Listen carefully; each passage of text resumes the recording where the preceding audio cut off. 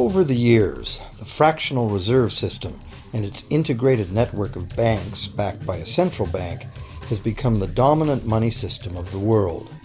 At the same time, the fraction of gold backing the debt money has steadily shrunk to nothing. The basic nature of money has changed.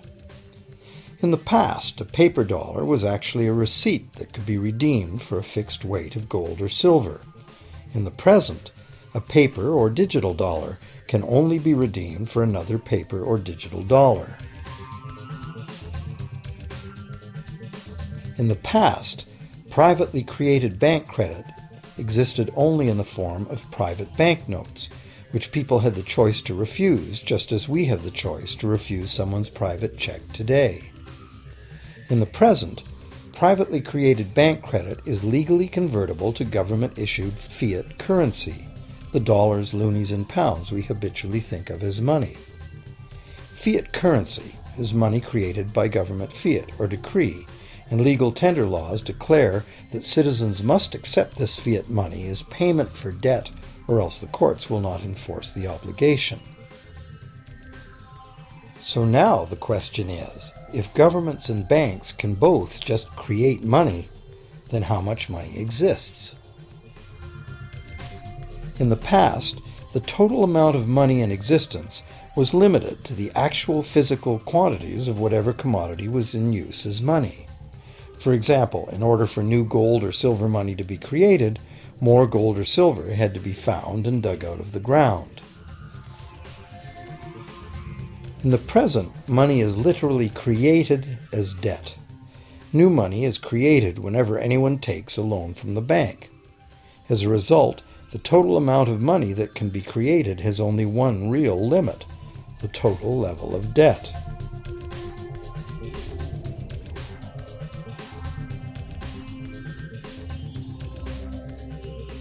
Governments place an additional statutory limit on the creation of new money by enforcing rules known as fractional reserve requirements. Essentially arbitrary, fractional reserve requirements vary from country to country and from time to time. In the past, it was common to require banks to have at least $1 worth of real gold in the vault to back $10 worth of debt money created.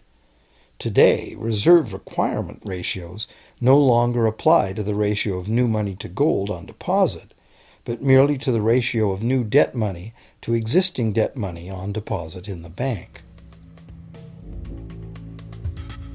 Today, a bank's reserves consist of two things: the amount of government-issued cash or equivalent that the bank has deposited with the central bank, plus the amount of already existing debt money the bank has on deposit. To illustrate this in a simple way, let's imagine that a new bank has just started up and has no depositors yet. However, the bank's investors have made a reserve deposit of $1,111.12 of existing cash money at the central bank.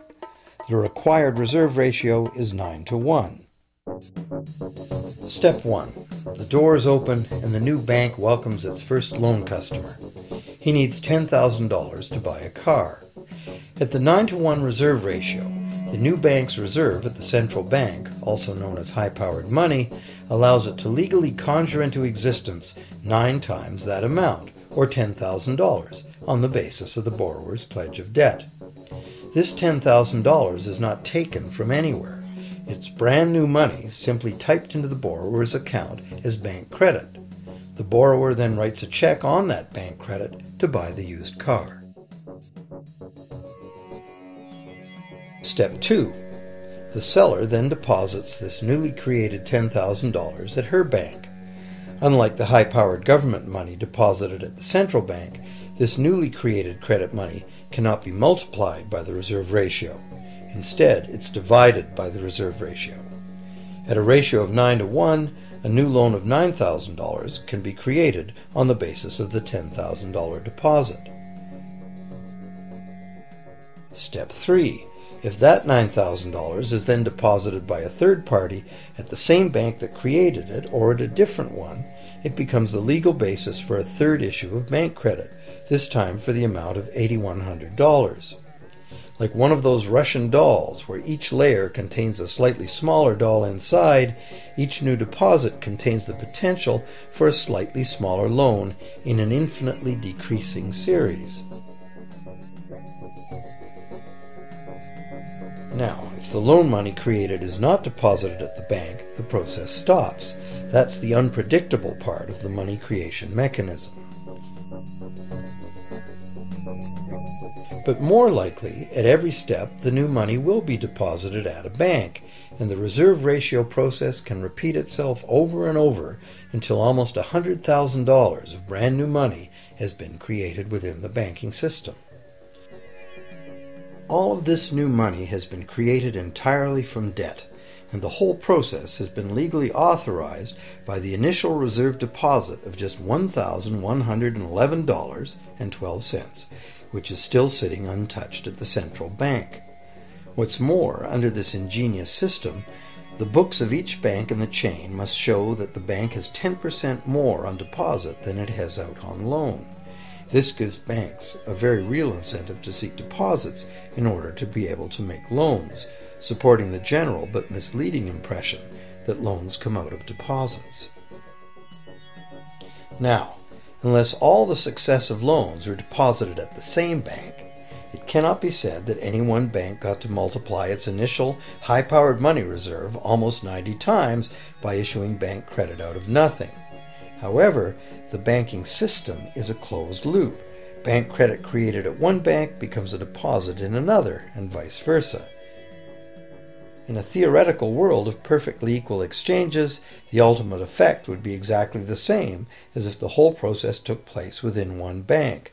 That is, the bank's initial central bank reserve of a little over $1,100 allows it to ultimately collect interest on up to $100,000 the bank never had.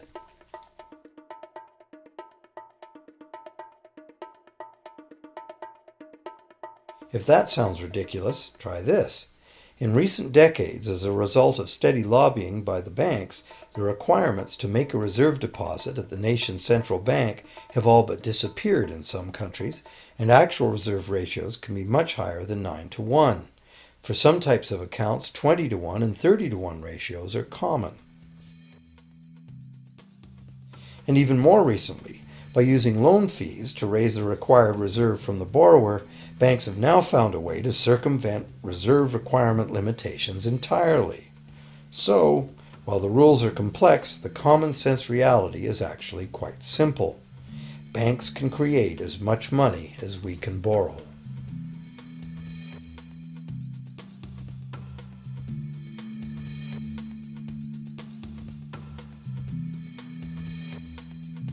Despite the endlessly presented mint footage, government-created money typically accounts for less than 5% of the money in circulation. More than 95% of all money in existence today was created by someone signing a pledge of indebtedness to a bank. What's more, this bank credit money is being created and destroyed in huge amounts every day, as new loans are made and old ones repaid.